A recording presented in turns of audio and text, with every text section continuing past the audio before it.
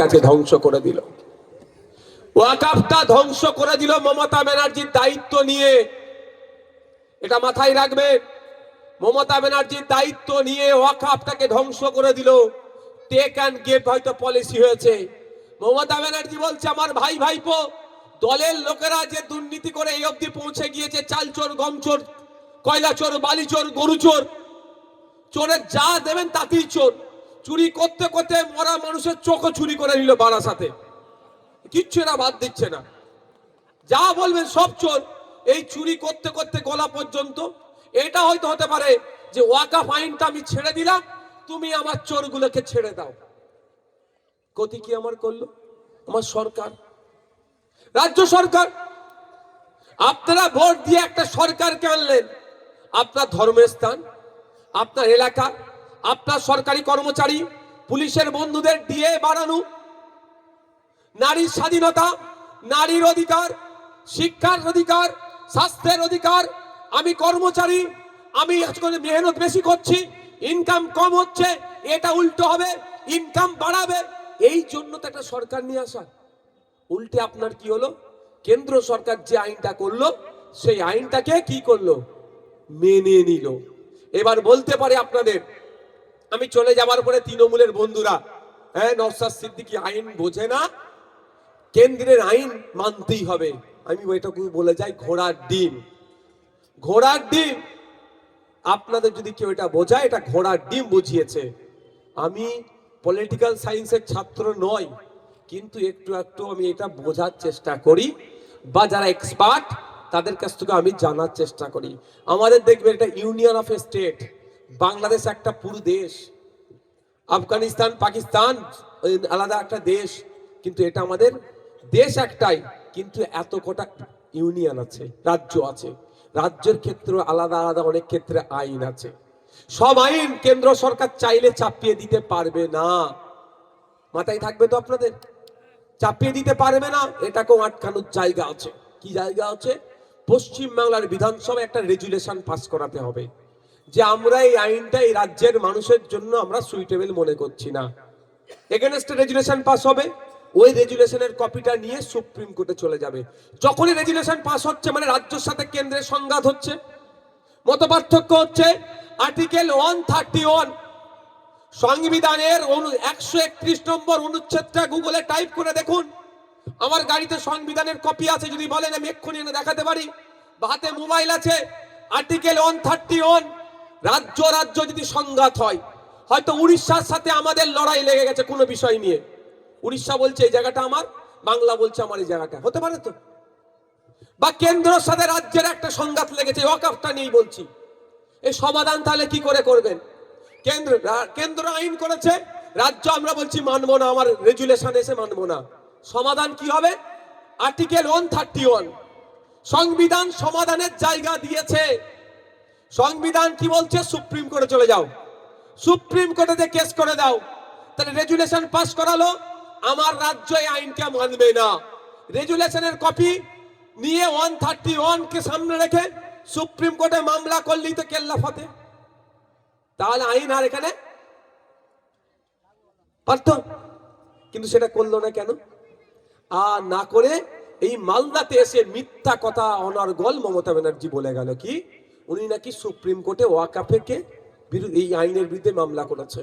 আমি এই মালদার জমিনে বলে যাচ্ছি, মিথ্যা মিথ্যা মিথ্যা কথা উনি বলেছেন, অসত্য উনি কথা বলেছেন। যদি উনার দলের নেতাদেরকে আমি চ্যালেঞ্জ করে যাচ্ছি, যদি মামলা করে থাকে ডায়েরি নাম্বার হয়, কি বললাম? সুপ্রিম কোর্টে ডায়েরি নাম্বার বলে বা মামলা নাম্বার প্রচলিত ভাষায় বলছি, সেটা দিতে বলুন। চ্যালেঞ্জ করছি, দিতে পারবে না। কারণ এতটুকু মনে রাখবেন, নওশাদ সিদ্দিকী জেল জরিমানা খেয়ে খেয়ে এই বিষয়টা কিছুটা হলেও পোক্ত হয়েছে। ভুলভাল তুমি দিয়ে দেবে, নওশাদ কিন্তু চেক করবে। বুঝতে পেরেছেন?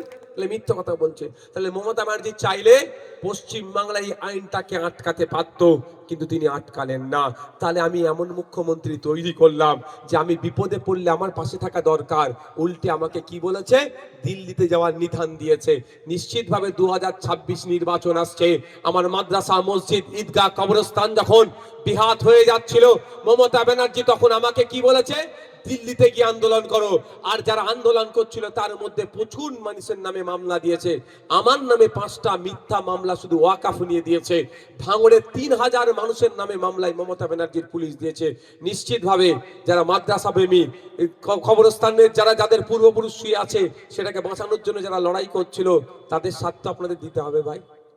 তাহলে জবাবটা 2026-এ দিবেন তো নাকি? আমি বলছি না আমার খামচিহ্নে দেন, আমি চাইবো না, ইচ্ছা হলে জোর করবো না, ইচ্ছা হলে দেবেন নাহলে দেবেন না, কিন্তু জবাবটা আপনাকে দিতে হবে। আর যে তৃণমূলের বন্ধুরা আমাদেরকে বারবার আমাদের বিরুদ্ধে তো যুক্তি দিয়ে ভাই পারে না, আজ পর্যন্ত একটা কথা ভুল বলেছি যুক্তি দিয়ে প্রমাণ করতে পেরেছে তৃণমূলের লোকেরা? আমি একটা বক্তব্যে 2 তারিখের জায়গায় 4 তারিখ বলে দিয়েছিলাম। পরবর্তী বক্তব্যে আমি গিয়ে আমি ওটা ভুল স্বীকার করে নিয়েছি। আমি সেই ছেলে ভাই, আমি পেটের জ্বালায় রাজনীতি করতে আসিনি, রাজনীতি থেকে করে কামিয়ে খেতে আসিনি। মানুষের অধিকার বুঝাতে এসেছি। চটে বসে থাকা, দাঁড়িয়ে থাকা মানুষের অধিকার যেভাবে শাসক চুরি করে নিচ্ছে, সেই চুরিটা বন্ধ করতে এসেছি। তাই চুরি বন্ধ করতে গেলে অসত্য পথ, এই অন্যায় পথ অবলম্বন আমি করব না। আজকে আপনাদের বলে যাই, যারা আমাদের সাথে যুক্তি তর্কে পারে না, তারা একটা কথাই শুধু বলে, কি বলুন তো, যে বিজেপির দালালি করছে। এর বাইরে আর কিছু কথা বলে, আর বলার ওদের স্কোপ পায় না। তারপরেও বলছে আমি বিজেপির দালালি করছি, তো বলছে আমাদেরকে। আর বিজেপির এই নিয়ে আসা আইনের বিরুদ্ধে নওশাদ সিদ্দিকী মামলা করছে, কিন্তু বিজেপির বিরুদ্ধে মমতা ব্যানার্জি লড়াই করছে। একবারের জন্য সুপ্রিম কোর্টে গিয়ে মমতা ব্যানার্জি মামলাটা করলেন না। বুঝতে পারছেন কি বুঝাতে চাইছি? আজকের পর থেকে আপনাদের এলাকায় যদি তৃণমূলের কোনো বন্ধু এ কথা বলে যে নওশাদ সিদ্দিকী মুকুল দ্বারা বিজেপির সুবিধা করে দিচ্ছে, তাদের উত্তর দেবেন, একটু চুপ করে থাকো ভাই।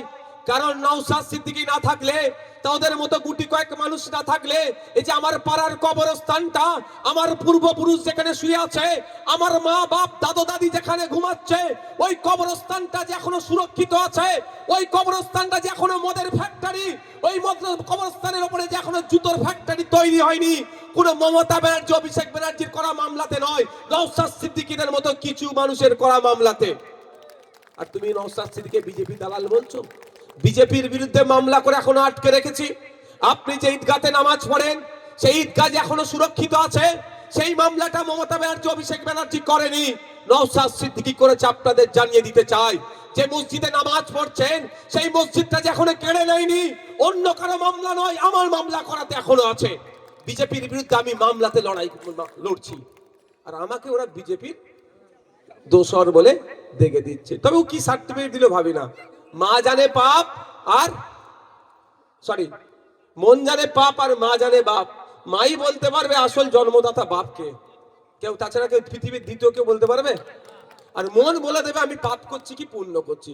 যতই বড় বড় ভাষণ দিই না কেন, চকচকে করে একদম মুখে, আবার তো সব সন্ধ্যাবেলা যারা টিভির সামনে বসে অনেকে কি করে জানেন ছেলেগুলো, মুখে আবার ভালো করে সব ফেস পাউডার দিয়ে বসে।